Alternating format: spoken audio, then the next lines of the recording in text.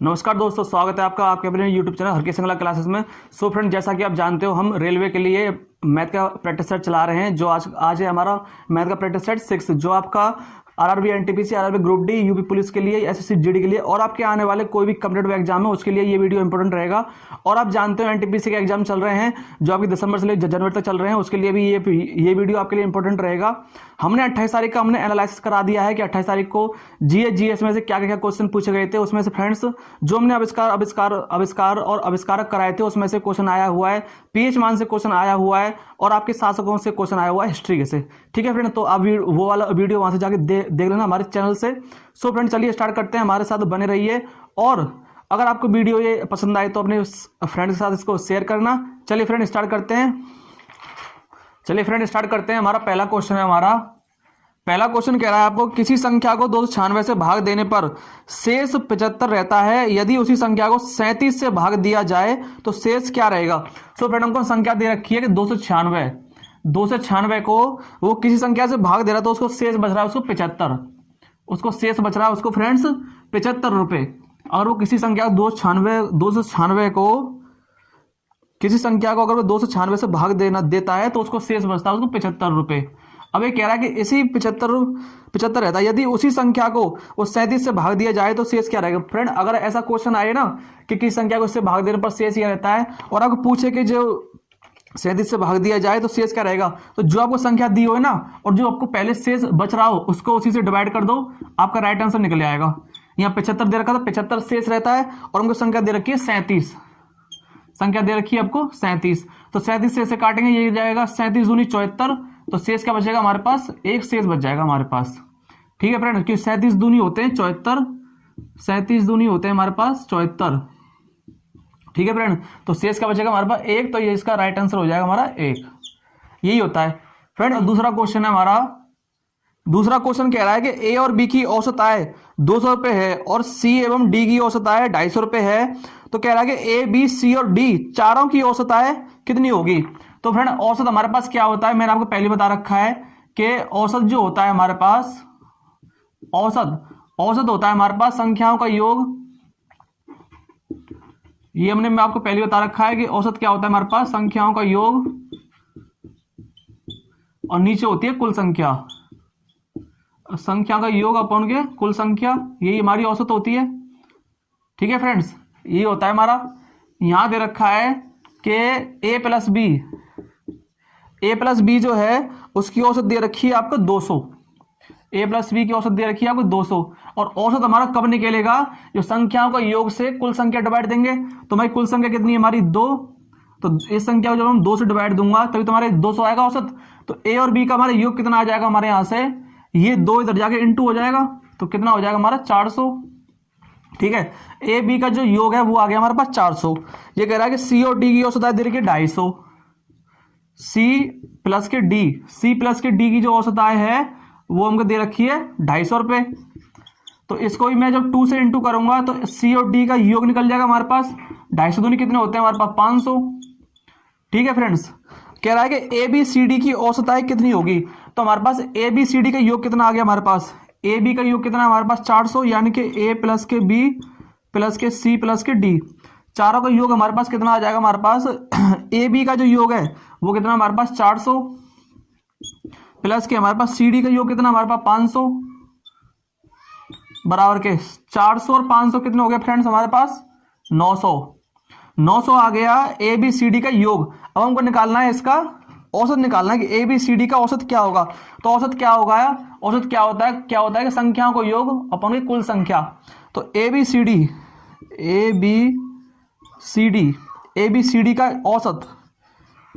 D का औसत क्या हो जाएगा फ्रेंड हमारे पास, ए बी सी डी का औसत क्या हो जाएगा कि संख्याओं का योग अपन कुल संख्या, संख्याओं का योग कितना आया था 900 और संख्या कितनी है 1 2 3 4, तो 4 से इसको डिवाइड कर देंगे, 4 से जब इसको काटेंगे तो कितना आएगा 4 दूनी 8 बचा 1, 4 दूनी 8 और 4 पंजे 20, ये आ गया ए बी सी डी का औसत।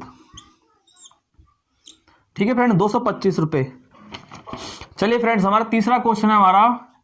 तीसरा क्वेश्चन कह रहा है कि यदि ए अनुपात बी अनुपात सी बराबर के 2 3 4 हो तो अनुपात ए अपन बी, बी अपन सी और सी अपन ए बराबर होगा। ये अनुपात समानुपात से क्वेश्चन आ गया। आपको वैल्यू दे रखी है, आपको ए अनुपात बी अनुपात सी बराबर दे दिया आपको 2 3 4 2:3:4। ठीक है फ्रेंड्स, और आपसे पूछा है वैल्यू पूछी है आपसे वैल्यू पूछी है फिर कि ए अपॉन के बी अपॉन के सी, और फिर आपको दे रखा है सी अपॉन के ए। ये आपको वैल्यू पूछी है फ्रेंड्स, ये आपको पूछिए वैल्यू की, इसकी वैल्यू क्या होगी। तो सीधा सीधा हमको वैल्यू पुट करना है। ए की वैल्यू दे रखी है 2, बी की वैल्यू दे रखी है 3 और सी की वैल्यू दे रखी है आपको 4। तो इसमें पुट कर दीजिए, सीधा आपका आंसर हो जाएगा। ए की वैल्यू कितनी दे रखी है आपको 2, बी की वैल्यू कितनी दे रखी है आपको 3 रेशो में, बी की वैल्यू कितनी दे रखी है आपको 3 और सी की वैल्यू दे रखी है आपको 4 रेशो में दे रखी है आपको, और सी की वैल्यू दे रखी है आपको 4 और ए की वैल्यू दे रखी है आपको 2। ठीक है फ्रेंड्स, हमेशा ध्यान रखना जो हमारा रेशो होता है वो कभी बट्टे में नहीं होता। जैसे यहाँ पे संख्या दे रखी है ना आपको बट्टे में 2/3, 3/4, 4/2, ऐसे हमको कभी रेशो में हमारी संख्या बट्टे में नहीं होती। तो इसको हम सीधे रूप में लिखने के लिए क्या करते हैं कि जो नीचे जो संख्या दे रखी है ना उनका एलसीएम लेके उनसे गुणा कर देते हैं। तो 3 4 2 इनका एलसीएम क्या आ जाएगा हमारे पास 12 आ जाएगा। तो यहाँ पे हम करेंगे 2/3 इंटू में 12 रेशो 3/4 इंटू में 12 रेशो 4/2 इंटू में 12, ऐसे कर लेंगे। तीनों का रेशो लेके उनसे इंटू कर देंगे तो हमें सीधी संख्या निकल जाएंगी। 3 से कट जाएगा 4 बार, तो 4 दूनी हो गया हमारा 8 रेशो में, 4 से कट गया 3 बार, 3 तरह का 9 रेशो, और 2 से कट गया 6 बार, तो 6 चौके हो जाएंगे हमारे पास 24। तो ये आपका क्या आ गया, आपका इस वाली संख्या का जो आपका रेशो निकल के आएगा वो आपका ये निकल के आएगा 8 9 24। ये आपका क्या हो गया, ये आपका आंसर हो गया। करते हैं हमारा 14 क्वेश्चन है। हमारा 14 क्वेश्चन कह रहा है हमारा कि एक चुनाव में 2 उम्मीदवारों में से एक को वैध मतों का 38% मत मिले और वह 7200 मतों से पराजित हो गया। वैध मतों की कुल संख्या कितनी है। तो फ्रेंड हमारे क्या होता है, हमारा टोटल हमारा हमेशा क्या होता है, हमारा 100% होता है। जो हमारा टोटल होता है वो हमेशा क्या होता है, हमारा 100% होता है। ठीक है, यहाँ ये कह रहा है कि एक 2 उम्मीदवारों में से एक को वैध मतों का 38% मिला। एक को क्या मिला फ्रेंड, 38% मत मिले एक को। ठीक है, लेकिन वो 72 मतों से पराजित हो गया। तो अगर एक को, अगर फर्स्ट वाले उम्मीदवार को अगर 38% मत मिले तो सेकंड वाला जो उम्मीदवार होगा हमारा उसको कितने मत मिले होंगे, 62 मत मिले होंगे, 62%। भाई अगर एक को 38% मत मिले तो दूसरे को 62% मत मिलेंगे, क्योंकि टोटल हमारा 100% होता है कि कोई भी संख्या हो। ठीक है, तो कह रहा है कि जो वो है वो 7200 मतों से पराजित हो गया। तो क्या होगा, 7200 मतों से पराजित वो कब होगा, जब इसको 7200 वोट अधिक मिले होंगे। तो दोनों का डिफरेंस कितना हो गया हमारे पास, 7200 दे रखा है भाई, दोनों का डिफरेंस ही तो हो जाएगा 7200, क्योंकि वो 7200 मतों से हार गया तो इसको 7200 मत उसको मतलब अधिक मिले होंगे। तो 62% में से जब हम 38% घटाएंगे तो हमारा संख्या ये निकल के आ रही है, हमारा 62 में से अगर हम 38 घटा दें तो हमारी ये संख्या निकल के आ रही है। तो 62 में से 38 हमारी क्या आएगी, हमारी परसेंटेज में 12 में से 8 गए तो 4 बचे आपके, 5 में से 3 गए 2 बचे, यानी 24% की आपको वैल्यू दे रखी है आपको 7200 रुपये। तो यहां से मैं 1% की वैल्यू निकाल लूंगा, कितनी आ जाएगी, 24 थी 72, 300 आ गई। तो हमारी यहां से 1% की जो वैल्यू है वो आ गई हमारी 300 रुपये। यहां उसने क्या पूछा है कि वैध मतों की कुल संख्या कितनी है, कुल टू से टोटल पूछा है कि कुल संख्या कितनी है। अगर एक बराबर के हमारे 300 है तो हमारे 100% बराबर कितना हो जाएगा, 100% बराबर के हमारे क्या हो जाएगा, 300 से हम 100 से इंटू कर देंगे तो हमारा 100%, यानी कि हमारा टोटल जो हमारी कुल संख्या है 100% है हमारा, वो हमारा निकल के आ जाएगा यहाँ से 30,000। कितना निकल के आया हमारे यहाँ से, 30,000 निकल के आया। यही क्या हो जाएगा, आंसर हो जाएगा। जो उसकी टोटल जो वोट होंगी उस गांव की वो कितनी होंगी, 30,000 होंगी। चलिए फ्रेंड्स आगे चलते हैं। हमारा 5वां क्वेश्चन है। हमारा 5वां क्वेश्चन है, ये कह रहा है कि एक मशीन की कीमत हर वर्ष 100% घट जाती है, तदनुसार यदि उसकी वर्तमान कीमत 50,000 हो तो 2 वर्ष बाद उस मशीन की कीमत कितनी रह जाएगी। तो फ्रेंड्स उसने देखिए वर्तमान कीमत दे रखी है उसने, यानी कि जो वर्तमान में जो है, वर्तमान उसकी जो कीमत है, वर्तमान जो उसकी कीमत है वो उसने दे रखी है 50,000 रुपये। वर्तमान कीमत दे रखी है उसने 50,000 रुपये। अब वो कह रहा है कि हर वर्ष उसकी जो वैल्यू है वो 10% घट जाती है, तो उसकी क्या होगी भाई, 10% घट जाएगी। उसकी वर्तमान वैल्यू कितनी दे रखी है, उसकी 50,000 दे रखी है आपको, ठीक है।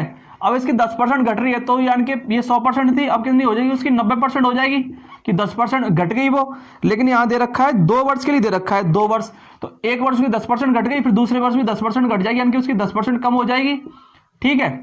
यहां से कर लिए सर, आपका आंसर आ जाएगा। 2 जीरो से 2 जीरो कट गई, 2 जीरो से 2 जीरो कट गई, यहाँ हो जाएगा 9 नाम 81, यानी कि ये हो जाएगा यहाँ से 9 नाम 81, और ये 2 जीरो इंटू में 5 इधर आ जाएगा यहाँ पे। तो आपकी 2 वर्ष बाद जो आपकी वैल्यू आएगी, कह रहा है कि 2 वर्ष बाद उस मशीन की कीमत कितनी रह जाएगी, तो ये रह जाएगी यहाँ से 5 जीरो, 5 एकम 5 और 8 पंजे हो जाएगी यहाँ से 40। तो 2 वर्ष बाद जो उसकी कीमत रह जाएगी वो रह जाएगी उसकी 40,500 रुपये। ये आपका आज का क्या हो जाएगा, राइट आंसर हो जाएगा। फ्रेंड ये जो मैं क्वेश्चन करा रहा हूँ आपको फ्रेंड्स, ये आपके हर एग्जाम के लिए इंपॉर्टेंट रहेंगे, चाहे आपका एग्जाम रेलवे का है, आपका एसएससी का है, यूपी पुलिस का एग्जाम है, या फिर आपका और भी कोई कॉम्पिटेटिव एग्जाम्स है, ये हर एग्जाम्स के लिए ये क्वेश्चन आपके लिए इंपॉर्टेंट रहेंगे। सो एक एक क्वेश्चन बड़ी अच्छे से मैंने छाछड़ के निकाले हैं। हर एक क्वेश्चन एक एक टॉपिक का क्वेश्चन है, एक टॉपिक में से कोई भी क्वेश्चन ऐसा नहीं है जो एक टॉपिक में से मैं 2 क्वेश्चन लिए हूँ। हर एक टॉपिक में से एक एक क्वेश्चन कराता हूं मैं, और हर वीडियो में मैंने एक एक क्वेश्चन बड़े छांट के लिया है जो आपके समझ में आए। और फ्रेंड चलिए देखते हैं, हमारा 6वां क्वेश्चन है। हमारा 6वां क्वेश्चन कह रहा है कि 800 रुपए की राशि साधारण ब्याज की एक निश्चित दर पर 3 वर्ष में 956 रुपए हो जाती है। यदि ब्याज दर 4% बढ़ा दी जाए तो वह राशि 3 वर्ष में कितनी हो जाएगी। यहाँ फ्रेंड आपको प्रिंसिपल वैल्यू दे रखी है आपको, यानी कि आपको मूलधन दे रखा है 800 रुपए, ठीक है फ्रेंड्स। और कह रहा है कि टाइम दे रखा है उसने, टाइम दे रखा है उसने कितना, 3 वर्ष का टाइम दे रखा है आपको, 3 वर्ष का। तो यहाँ कह रहा है कि 3 वर्ष में वो 956 रुपए हो जाती है।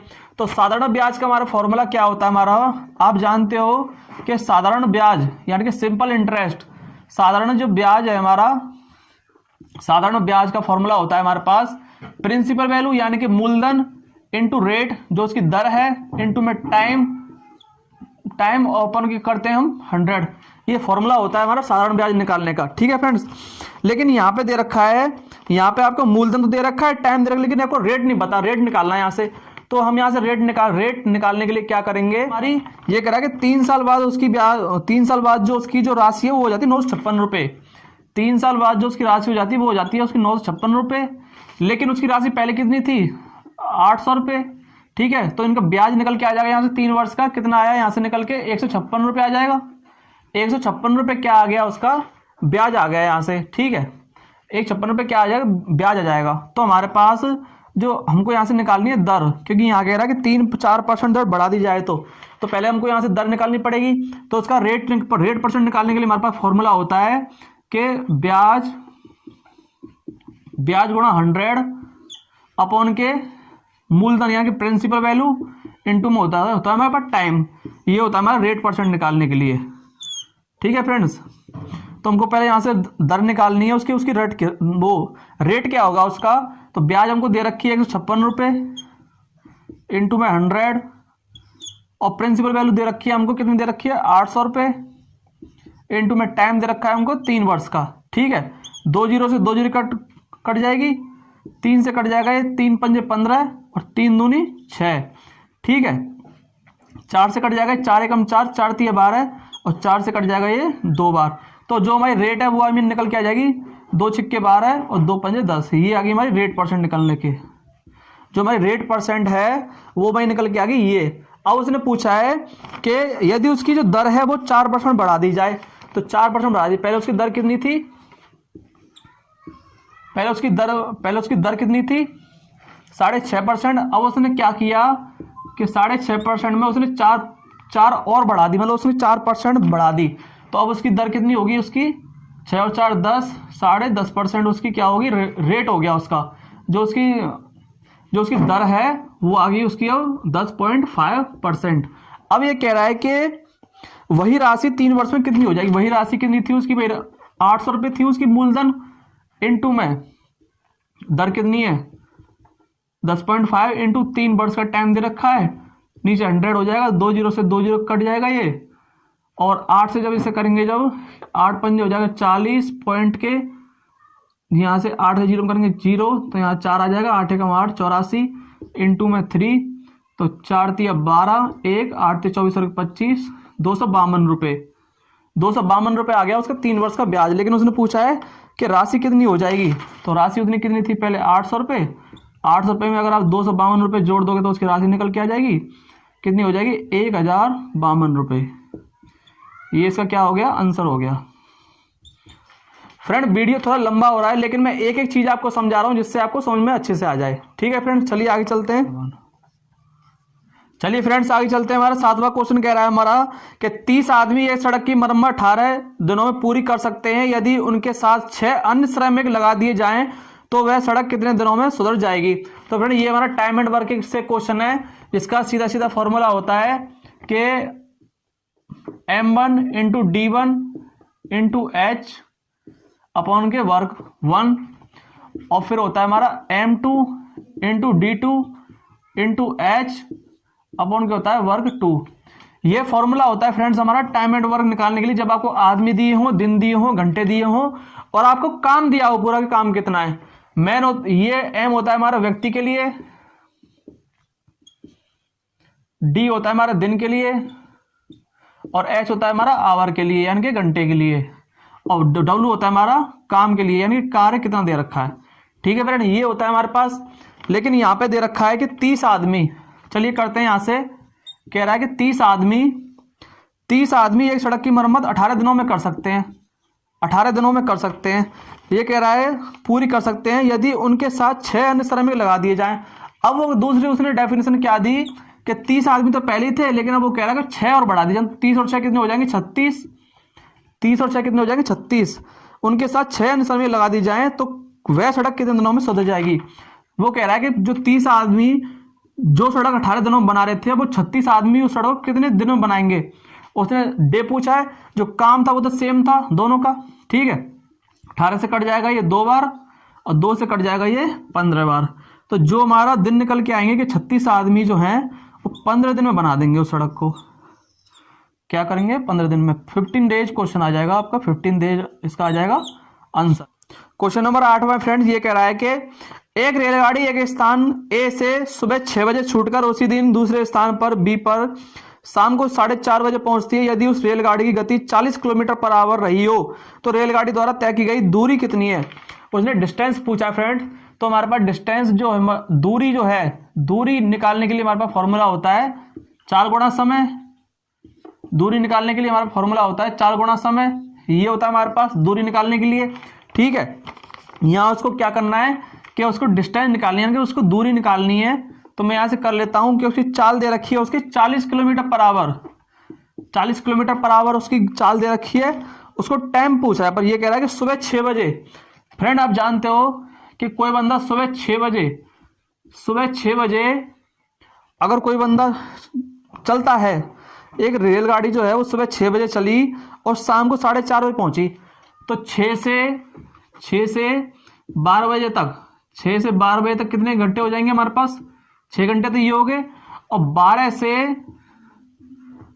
से 4:30 ये कितने घंटे हो गए हमारे पास, 4.5 घंटे ये हो गए।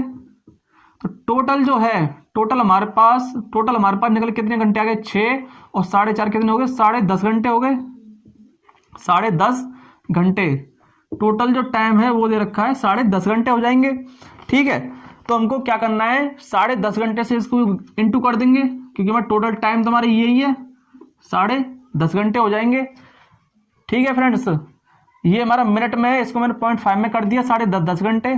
ठीक है, ये पॉइंट बराबर के डिस्टेंस निकालने के लिए 40 इंटू ये पॉइंट हटके नीचे 10 हो जाएगा, 1 0 से 1 0 कट जाएगा। तो उसकी जो टोटल दूरी आएगी वो आएगी उसकी, कर लो यहाँ से गुंडा कड़कुड़ा कर लो कि 4 5 हो जाएंगे 20 और 4 एकम 4, तो जो उसकी टोटल डिस्टेंस निकल के आएगी वो आएगी उसकी 420। ये इसका क्या हो गया। चलिए फ्रेंड्स आगे चलते हैं। हमारा 9वां क्वेश्चन है हमारा, ये कह रहा है कि ये त्रिभुज दे रखा है आपको एक त्रिभुज दे रखा है ABC, आपको एक त्रिभुज दे रखा है ABC। ए बी सी का जो केंद्रक है वो दे दिया जी। केंद्रक क्या होता है फ्रेंड्स कि बिल्कुल बीचों बीच में जो बनता है वो हमारा क्या होता है, केंद्रक होता है। ठीक है, यदि ए जी बराबर के बीच दे दिया, यानी कि ए जी बराबर के बी जी, यानी कि जो ये वाली जो लाइन है और ये वाली लाइन है दोनों क्या दे दी, बराबर दे दी। अगर दोनों लाइन बराबर हैं तो इनके थीटा भी बराबर हो जाएंगे भाई, दोनों साइड बराबर हैं तो इनके थीटा भी क्या हो जाएंगे, बराबर हो जाएंगे। ठीक है फ्रेंड्स, तो कह रहा है तो कह रहा है तो एंगल दे रखा है बीजीसी क्या होगा, बीजीसी क्या होगा ये पूछा है आपसे। ठीक है, यानी कि ये वाला एंगल पूछा, ये वाला एंगल क्या होगा, ये वाला एंगल क्या होगा, बीजीसी, ये वाला एंगल पूछा है आपसे। तो फ्रेंड जैसा कि आप जानते हो कि एक त्रिभुज में आपको केंद्रक दे रखा है और केंद्रक क्या होता है, बिल्कुल बीचों बीच में होता है। अगर ये दो साइड बराबर हैं तो ये दो साइड भी बराबर होंगी। ठीक है, अगर ये दो साइड बराबर है तो ये दो साइड भी बराबर होंगी। तो ये थीटा है तो ये भी थीटा हो जाएगा, ये भी थीटा हो जाएगा, ये भी थीटा हो जाएगा और ये भी क्या हो जाएगा आपका, थीटा हो जाएगा। ठीक है फ्रेंड्स, और हम जानते हैं कि हमारे एक त्रिभुज में तीनों एंगल का योग कितना होता है, 180 होता है। यानी कि एंगल ए प्लस के एंगल बी प्लस के एंगल सी क्या होता है हमारे पास, 180 डिग्री होता है। ठीक है, एंगल ए कितना दे रखा है, थीटा, और थीटा 2 थीटा यहाँ हो जाएगा, प्लस के ऐसे एंगल बी दे रखा है यहाँ थीटा 2 थीटा ये हो जाएगा, प्लस के एंगल सी दे रखा है थीटा 2 थीटा यहाँ हो जाएगा, बराबर के दे रखा है 180 डिग्री। 2 2 4 2 6 थीटा बराबर के 180 डिग्री। 6 से इसे काट लेंगे, 6 3 18 30 30 डिग्री। तो जो हमारा थीटा निकल के आया वो आया हमारा 30 डिग्री। ठीक है फ्रेंड्स, लेकिन यहाँ इसने पूछा है कि एंगल बी जी सी, ये वाला एंगल क्या हुआ, ये वाला एंगल, तो थीटा हमारा दे रखा है 30 डिग्री। अगर ये वाला 30 डिग्री है, ये वाला भी हमारा 30 डिग्री है, तो एक एंगल में क्या होता है, एक एंगल में तीनों साइड भुजा कितनी होती है, 180 डिग्री। एक एंगल में तीनों साइड भुजा क्या होती है, 180 डिग्री। तो हमारा जो एंगल हमारा बी है, ये वाला जो है एंगल बी प्लस के एंगल बी प्लस के क्या हो जाएगा हमारे पास, एंगल जी और प्लस के हो जाएगा एंगल सी, बराबर के हो जाएगा 180 डिग्री। वही वाला मेथड हो जाएगा। तो एंगल बी कितना है हमारा 30 डिग्री, प्लस के एंगल जी हमको निकालना है, एंगल जी हमको क्या करना है, निकालना है। और एंगल सी, ये वाला जो है अंदर वाला, ये अंदर वाला लिया है मेरे फ्रेंड्स, अंदर वाला, तो अंदर वाला सी भी क्या हो जाएगा 30 डिग्री बराबर के 180 डिग्री। तो एंगल जी बराबर के 30 और 30 कितने हो जाएंगे हमारे पास, 30 और 30 हो जाएंगे हमारे पास 60, और उधर जाके क्या हो जाएंगे, माइनस हो जाएंगे। 30 और 30 60, उधर जाके क्या हो जाएंगे, माइनस हो जाएंगे। तो यहां से हमारा एंगल जी निकल के आ जाएगा हमारा 120 डिग्री। ये आपका क्या हो जाएगा, राइट आंसर हो जाएगा आपका। 10वां क्वेश्चन है हमारा, ये कह रहा है दो त्रिभुजों में क्षेत्रफलों का अनुपात दे दिया 4:3 है और ऊंचाइयों का अनुपात दे दिया 3:4 है, इनके आधारों का अनुपात क्या हो जाएगा। तो फ्रेंड जैसे कि आप जानते हो कि एक त्रिभुज का जो क्षेत्रफल होता है वो होता है हमारा हाफ इंटू बेस इंटू में हाइट होता है हमारा, आधार इंटू में ऊंचाई होता है। ठीक है, और कह रहा है कि दोनों क्षेत्रफलों का जो अनुपात है वो दे दिया उसने 4:3 दे दिया। तो मैं मान लेता हूं हमारा जो फर्स्ट जो हमारा त्रिभुज है उसका क्षेत्रफल हो जाएगा हमारा 1/2 इंटू में बेस इंटू में हाइट दे रखी है उनकी 3, एक की हाइट दे रखी है हमको 3। तो ये रेशो में अनुपात में दे रखी है, तो मैं इसको क्या करूंगा, यहाँ पे x से गुणा कर दूंगा अपॉन में जो हमारा सेकंड जो हमारा त्रिभुज है वो भी मैं यहाँ पे लिख लूंगा हाइट, ये हमारा B1 हो जाएगा क्योंकि दोनों को क्या पूछा है उसने, आधार पूछा है। तो यहाँ में कर दूंगा B2 दूसरे का, और इसकी जो ऊंचाई दे रखी है वो दे रखी है आपको 4, x कर दूंगा क्योंकि वो रेशो में दे रखे हैं, बराबर के दोनों त्रिभुजों का जो अनुपात है वो दे रखा है आपको 4:3। अनुपात को मैं बट्टे में लिख सकता हूँ क्योंकि 4 इसका दे रखा है, 3 इसका दे रखा है। ठीक है, काट लो यहाँ से 1/2 से 1/2 कट जाएगा, x से आपका x कट गया। ठीक है फ्रेंड्स, तो यहाँ से हमारा क्या निकल के आएगा, ये बराबर में तो कैंची गुणा हो जाएगा, इसका गुणा इसमें हो जाएगा, इसका गुणा इसमें हो जाएगा। तो हमारा जो फर्स्ट जो हमारा आधार निकल के आएगा B1, जो पहला त्रिभुज का जो हमारा आधार निकल के आएगा B1 अपॉन के B2 सेकंड वाले का, वो हमारा निकल के आएगा यहाँ से, ये 4 उधर जाके इंटू हो जाएगा, 4 × 4 हो जाएगा, ये 3 इधर जाके नीचे हो जाएगा, 3 × 3 ये हो जाएगा। तो क्या आया हमारा 16 डिवाइड बाई 9, और इसको हम लिख सकते हैं 16/9, B1/B2। जो भाई आधारों का जो अनुपात आएगा, आधारों का अनुपात आएगा वो आएगा हमारा 16/9। ये आपका क्या हो जाएगा, ये आपका राइट है 16:9। ये आगे फ्रेंड्स। सो फ्रेंड ये था हमारा आज का लास्ट क्वेश्चन।